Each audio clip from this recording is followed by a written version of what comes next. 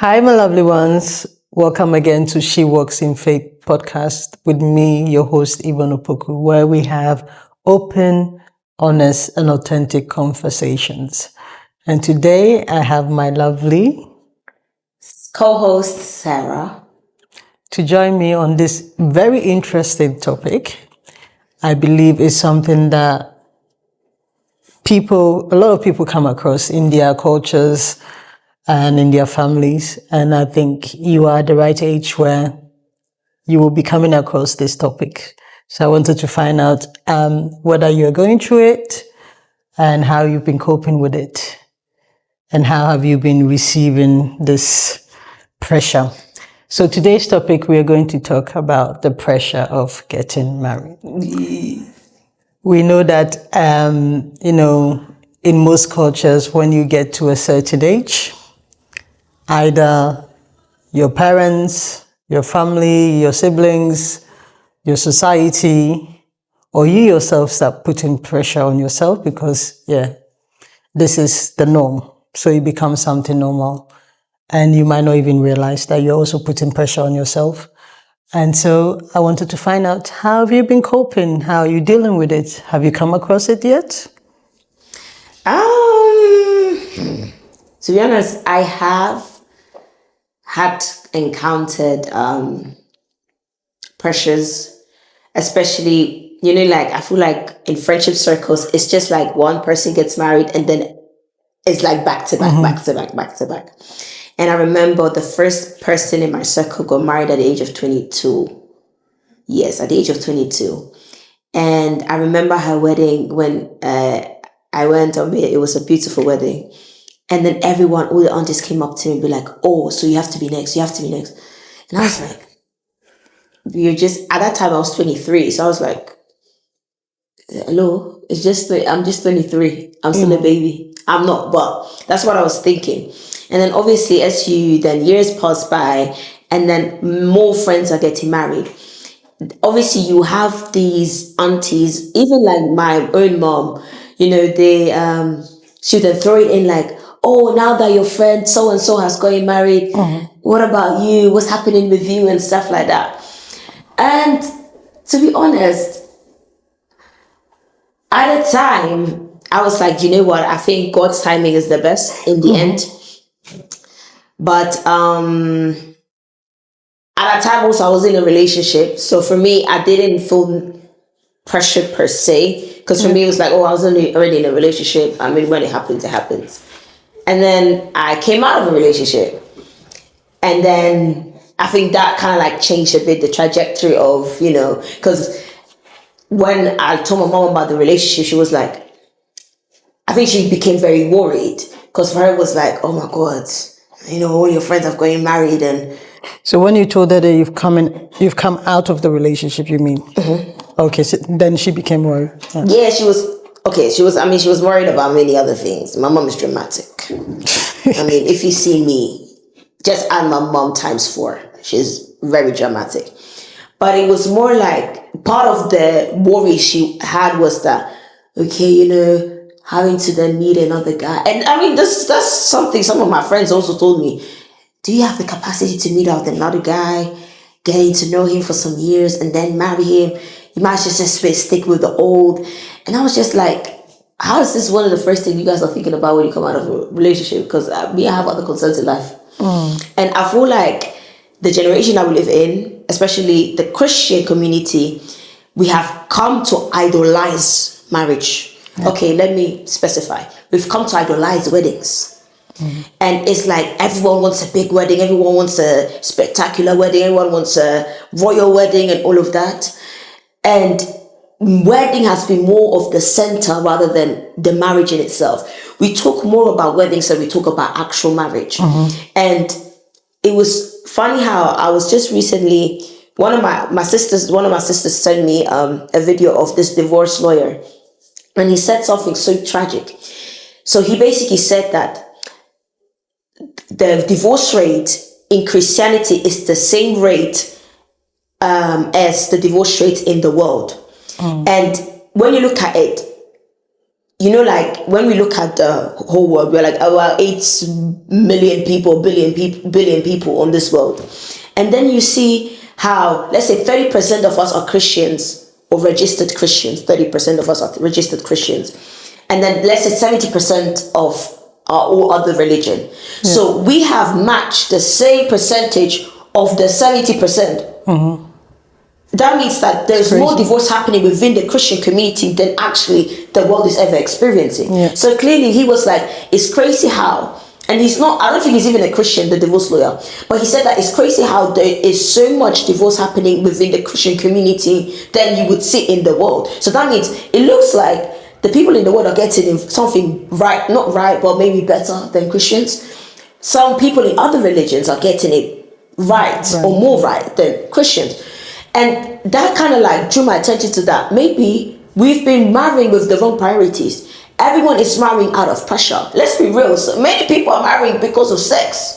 Yeah. Because that's when you have the legal rights to have sex. So many people are just marrying so that they can live with their man or their boyfriend, so that they can sleep with them and all of that. But I don't think they understand the covenantal aspect and also the commitment that marriage requires. Mm-hmm. So he was like, the divorce rate in Christianity is the highest in the world, which is clearly there's something wrong. Sad, yeah. It's something wrong. So has the pressure been there? Of course. But I feel like as much as you're adding pressure, most people are adding pressure because of weddings, not on marriage per se, and more of like the statuses that you carry when you're a married woman, rather than what marriage actually brings with it. So many people get married for weddings, but in the end they can't last marriage. They won't even last 5 minutes. They won't even last 5 years. And people are already divorcing within the first, second, third year. I mean, I just saw someone, they got married, Christian couple,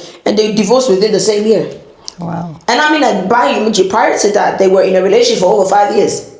What went wrong? So you couldn't get it right within You couldn't get it right in the wedding, in the marriage. Yeah. You couldn't get it right in the marriage. But you were able to last within your relationship for over 5 years. So clearly something was wrong, or something wasn't taught. And it also seems like many churches haven't been really invested in counseling, or really counseling their members really like that. Everything is more about, oh, when do you want to get married? Oh, you guys should get married. Oh, you guys are young, get married. Oh, the minute they see, oh, single brother, single sister, come together, come on, get married. Don't waste time. So I feel like people have not even, they don't know how to date anymore. Okay, let me hold you right there. You have a lot to say. You're running. But sorry. You're tapping on very key points that I think we should dive in a bit more, and then you can then continue, because I can see that this topic is really present with you at the moment. Oh, exactly, inexperience. Okay, so let me take it from the beginning, and then we can walk through the points that you said.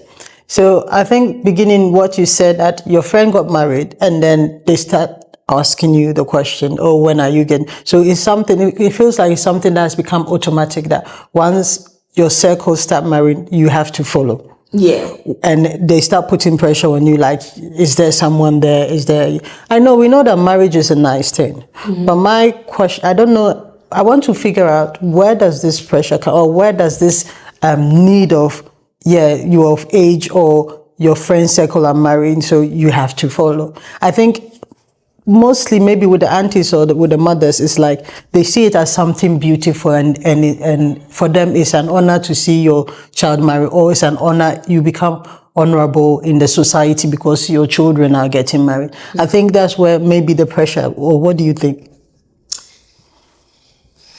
I don't necessarily think it's that. I think it's more like status related, like the status in society and how you are being perceived.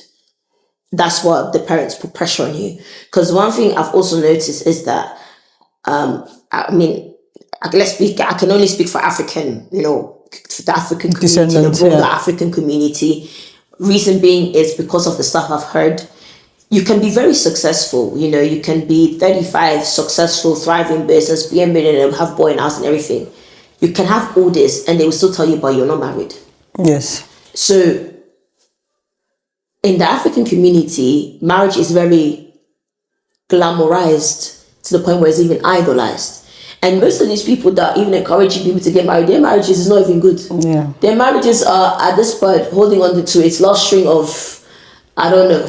And that's very true. And that's the point I really want to bring home, is that I don't understand, if your marriage is not working, why would you be advising someone to get into it? It's not like you're saying, oh, get married, but do it this way. But they just want you to go into marriage, and that's it. It's not like they're advising you or anything. So for me, it must be very evil of you. You normally, of human nature, when you have a good thing, you want to share it. The same thing with the gospel. We have the gospel, we want to share it with others so that they can get to know Christ. But then I don't understand the concept, or it makes me feel like those people are selfish because they are pressuring you to get married so that you can be the same as them, or you can feel that same pain. What is that? The thing is that I think one thing I've noticed about most Africans, they care more about name than actually well-being. They care more about how they're being perceived than actually what's happening internally.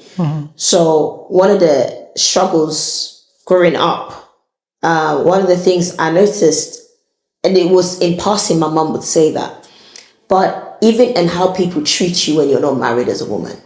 That's so true. It's not the same they treat you as a man, but especially for a woman. My mom used to always say in passing that, and that's within the church as well. She'd be like, because I'm not married, they won't respect me. They don't respect me because I'm not married. I don't have a man and stuff like that. And it's like the man is her identity, sort of. Exactly. Yeah.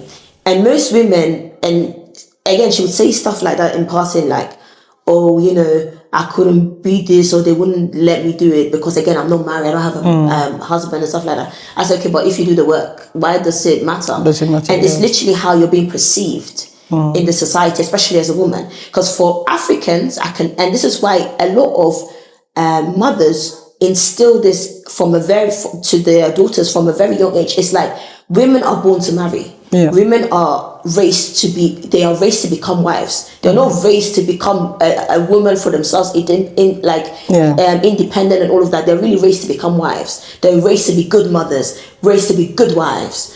And again, good wives, that is so relative, because what's a good wife? Do you get what I'm saying? Or someone who serves their husband and stuff like that, which I'm not saying you shouldn't do.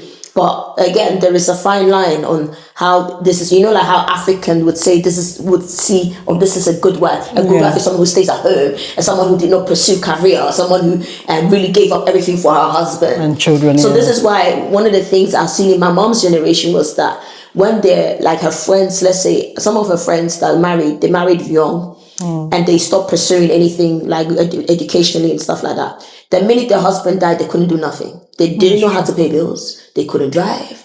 Nothing. It's like their life ended when their husband died as well. Yeah. And this is how society has been raising the women. Most of them. I mean, I'm not generalizing this, but what I've seen, many women, many mothers have been raising the children that it's like the focus is really on, you are really something in society when you are a married woman. You can have a doctorate, like you can really hold a PhD, and you can be making money. It's not looking good on you if you still don't have a man. This is why you can literally come in front of an African community and say that, I've been able to acquire a PhD and I have bought a house, and be like, all this, and you still don't have a man. All this, and you still don't have children. So it's really how you're being perceived in the society when it comes to marriage. And I feel like this is why they're putting pressure on their daughters to come, because Africans only care about names. Most of them. Not generalizing it, but... Yeah, and their status in the society. And status and how they're being perceived. That's so true. So then my question to you is that how did you deal with it? So when the pressure was coming from the aunties, maybe your mom a bit, or before we go there, you said that you were in a relationship, right? Mm-hmm. So how was your mom, or how did your mom take the relationship? Mm-hmm. Yeah. And then we'll go to, when the pressure started coming. And then when you get out of the relationship. My mom was very happy. She was in full support of the relationship. She was very happy. She was also very, very sad when it ended. So she was in full support of it. During the relationship, was she pushing a bit for you to get married? Or no, she really wasn't? She even was like, to get your peace of mind, don't tell everyone. Like, especially in our family, she was like, keep it to yourself. So she was in support of it, but obviously after a while you're gonna ask, so what's the plan? What's going on and all of that. So she did ask that, but it was never like a pressure. And one of the things I must say I have to commend my mom for is she respected my boundaries. If there is certain things I tell her that I don't want to talk about it, and this is something I don't need your input on right now because it's something for me to figure out. Because also one thing I wanted to make my mom understand is that I'm not marrying so that you guys can have a wedding. Yeah. That's what all of you think about.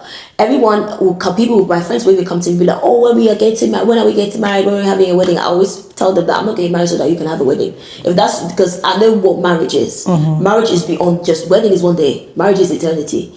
I am not gonna if I'm getting married, I want to do it right. And I want to be convinced that okay, this is the one.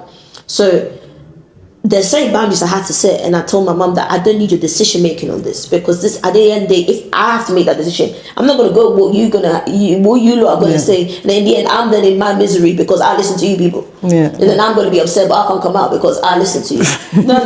This life, everyone for themselves. God for ourselves. Everyone for themselves in this life. Yeah. Okay. So then when you came out of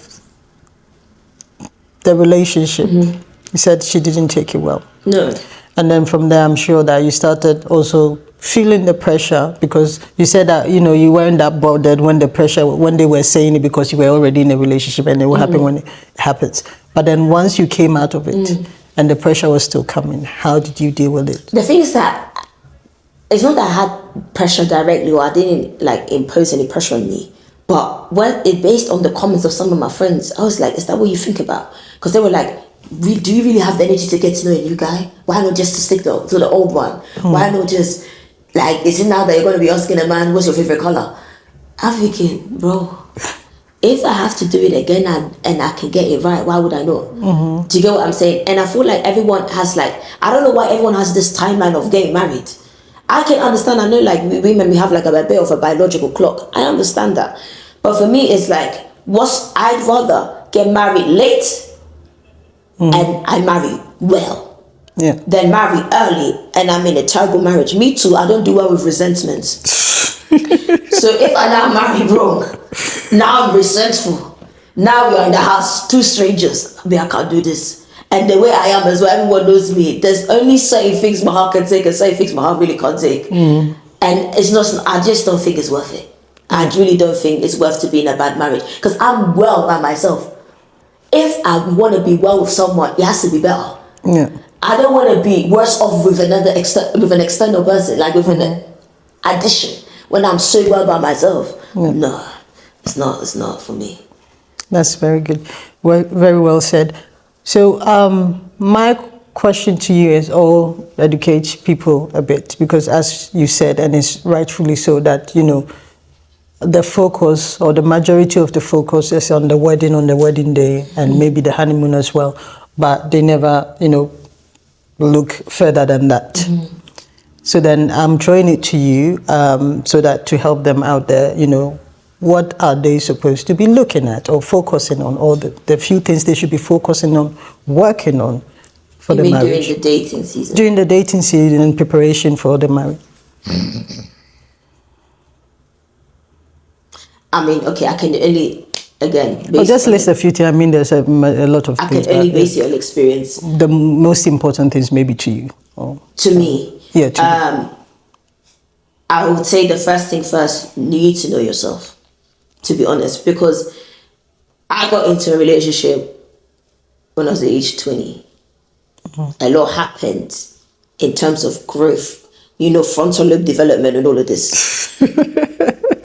The issue is sometimes in relationships that we forget to continue to know ourselves. That as much as you're getting to know someone else, you need to know yourself, because we change all the time. So if there's something constant, it's change. So you change all the time. If you stop knowing yourself, or stop getting to know yourself, because maybe this year there's something you didn't like, next year there's something, that same thing that you didn't like, you will like it now. So if you stop avoiding, this is why many people, one of the things I could tell of my friends is that most of them, the first year they lost themselves. They couldn't recognize themselves. They look like, I don't know, not encouraging. So first year in their marriage, you mean? They didn't even last a year. When I look at them, I'm very disappointed. And it's not that I would say they have bad marriages, absolutely not. But I feel like they just focus so much on wedding, focus so much on having a husband or having a wife, and it's like they lost themselves in the It's like process. now we have it. And I'm what are like, you how will you lose don't have a child yet, and you've already lost yourself? What's going on? And that's something I had to learn. That don't, as much as you're getting to know someone else, don't forget to constantly know yourself as well. You need to know yourself, because if you don't know you, how would you expect your husband to know you? Yeah. He can only know you to the capacity you know yourself. Do you understand? So that's something that's top number one.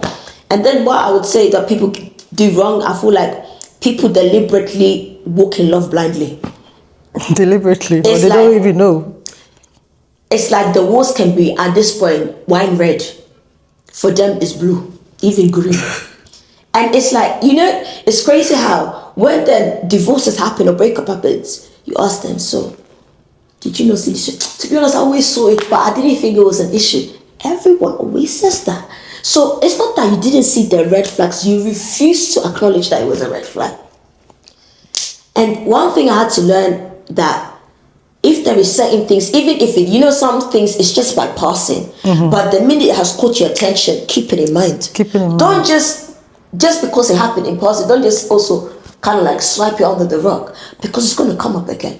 If it has drawn your attention, it's because it has triggered something within you. And then you ask yourself, can I do this times 10? If you can't, advance yourself in this life. Let me tell you something, love has never saved the marriage. We all love each other, don't we? Has it saved any marriage? Even divorce lawyers will tell you that the couples that are getting divorced, they even tell you that I still love you, but it doesn't work. Love has never saved any marriage. It hasn't. So clearly there must be more than just love. And I think this is something very important to look out for. And then walk in, be friends. Be friends. Friendship is so important, because sometimes you don't like them, but you love them. And to be honest, the perfect marriage is not just loving them, but actually liking the person. Yeah, you can love someone and not like them. That's what Christians do. We love people, but we don't like our enemies, but we love them. Yeah. Do you get what I'm saying? But many marriages is the same. They love each other, but they don't like each other. If you want a peaceful, nice marriage, you need to be able to like each other. Love and like, yeah. Love and like. Some people only do the loving. The loving hasn't saved anyone in this life. That's the honest truth. Unless you're married, has love saved anyone? The reason why I was laughing when you said, yes, sometimes you can't stand the person. You can't. Yeah, and you still love the person, but you just can't stand the person. That's the fact. I mean, with siblings, it makes sense, because I don't have to commit to you for the rest of my life. With siblings, we love them, but we don't like them. Some of them, some of them. We love them, but we don't like them. But this is someone you couldn't choose. Now marriage, when you had a choice, and you chose to go for someone you don't like. It's hard. I don't know who can do this. I can't. And what will be? Are you done? Or Yeah. You have one more. So you rightfully said, okay, you need to know yourself. Yeah. Right. And then you need to pay attention to anything that catch your attention. Yeah, like it doesn't have to necessarily internally trick you. The media has, saying things that for some reason, why did it cut my attention like that? Yeah. Keep in mind. Yeah. I always keep saying that, do not leave any stone unturned. Yeah. Whatever it is, analyze it. That's why you are getting to know each other. It's all about analyzing everything that you see and everything that you do together.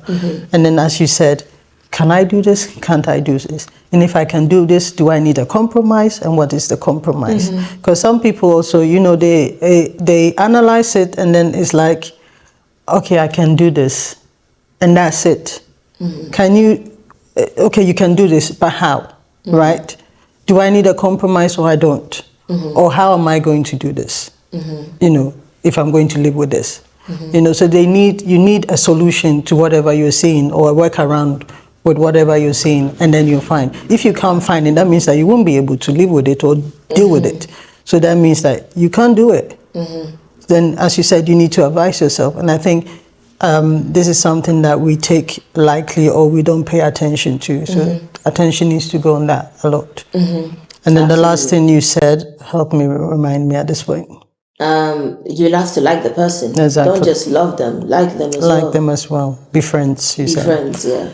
So then my question, or the other point that you spoke about was, when you came out of the relationship, right?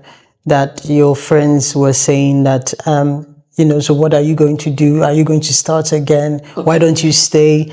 And I feel like this is something that is a lot of, it's the reason why a lot of people stay in a broken relationship or a broken marriage, or, that for them to start over again, it's like, no, I'd rather stay.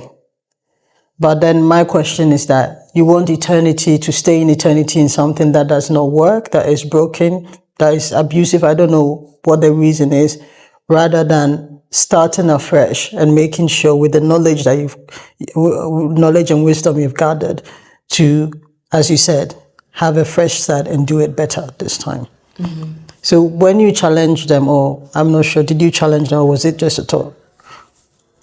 I did. So obviously, just to clarify, it was not all of my friends, but it was just a few of my friends that said that. I did challenge that thought. And what was their some reasoning? agreed, some didn't agree. But I mean, I didn't. I said it in a way that would work for me. Mm-hmm. Because at the end of the day, if something is broken and you try and keep fixing it, why would you, now in that context, why would you move to a level of a higher commitment when something is already broken? Because then you move into a higher commitment with the wrong foundation, having to constantly fix something. It's like already buying a broken car that you're going to be fixing until you give up the car. Eventually you will give it up. There is certain breakups, the earlier it happens, the better. Some breakups are destined for some relationships, the way it goes, they're already destined for a breakup. But some people proceed into marriage and then it's going to be a divorce. Divorce is more painful than a breakup. Yeah. Either way, both are painful, not denying that. But what's more painful, a divorce or a breakup? If you already know that it's already heading towards it, best believe it's going to be the same in a marriage. Highly likely even in a marriage that you're going to end up in a divorce. Now, both of them, you have to kind of pick your poison. I'd rather be in a bad relationship than be in a bad marriage. Yeah. Because bad marriage with children and stuff, no, I can't do that. And this is what my thought was. I'd rather be in a bad relationship than be in a bad marriage. I'd rather walk away from a bad relationship than walk away from a bad marriage. Do you get what I'm saying? Yeah. Because again, the signs were there. That reminds me, I think we were having a conversation a few days ago, where I think we saw a post of women that said that, I saw the warning signs and stuff. Some said that they were even at the altar and they knew that it was wrong. They knew that they shouldn't get married. But it's like at that point they thought, pressure again, I'm here, the status, and then they just get married. And then after 20 years, some of them are planning to, escape the marriage without saying anything, or some are going through divorce. It was a post like that. I saw. Yeah. So it really shows that, if it's bad, the bad foundation, as the Bible says, some build their foundation on the sand rather than on the solid rock. So if it's a sand, when rain comes, when storm comes, it will shatter. But rather earlier than later, as you said, when children and a lot have gone into it, a lot of energy has gone into it, a lot of, everything has gone into it. And the thing is that the most painful thing is, I understand the investment of time. But when you know after maybe, let's say 5 years, that the investment of time was bad, why would you add another 10 years? If you already know the investment of time was bad, it's like you're giving more time to something that was already terrible then. Yeah. Do you get what I'm saying? And when I was reading the post, most of them, again, Christian women. And if you can, and I mean, I had one of my friends that said something very brutal, and they were like, but I already put a ring on it, there's nothing I can do about it now. That was before the wedding. I said, brah, I love you with the love of the Lord. But if this is already how you speak, you can, she said, but the invite's already out. And so what? Flee, like this, flee. So what's going to be better? This, or flee now, or flee from a divorce? Which one is going to be better? If that's already what you're already saying, it's a bit, It's a bit worrying. It's a bit worrying. It's a bit, you know. And I was like, if that's what your thought is, again, not that I'm saying that they're not happy or anything, but I feel like deep down, you know, you know. The same way you can, most of them, when we read the comments, they were saying that they were standing at the altar, they knew that they were making the biggest mistake of their life. Eventually, the mistake came back catching up with you. You could have saved yourself another 20 years. If the investment of time was already bad then, what makes you feel it's going to be better now? Some even said that I think the first date or the first week they knew Then that the was first what, day, and they they've already know stayed they for married. 20 They years. stay for another 20 years. And the mistake as well is that many people think that maybe if a child comes, it will be better. Children don't save marriages. They never have. Yeah. If anything, the toll you're causing on the child, the trauma you're actually causing the child is a bit. And it's sad. Again, clearly something went wrong, but I can understand the pressure in our society as Christian Africans as well. I understand the pressure, but it doesn't justify it at all. There's too much pain, and this is why you have more. We live in a society with many more broken homes, many more divorced homes, many more people living in traumas, fear of marriage, and all of that. Simply because of stuff like this, and these things are highly avoidable. Yeah. Thank you very much. It has been a lovely conversation. And our viewers or our listeners, thank you for listening, for tuning in. We hope that you've learned a lot and that you can apply this to your life. Those of you that are preparing for marriage, please pay attention to everything. Make sure you're looking into stuff and that you listen to your inner man. You listen to the intuition of the Holy Spirit, what He's telling you, and obey when He tells you anything so that your future will be safe. Also, for our elderly, lovely aunties out there, please ease off a bit. Help us rather to be the better version of ourselves rather than focusing on, or putting all the focus, better said, on, the wedding and getting married. Help us get to know ourselves, help us to improve and grow so that we can be the better versions of ourselves, even in marriage and even as mothers. Thank you very much and stay blessed.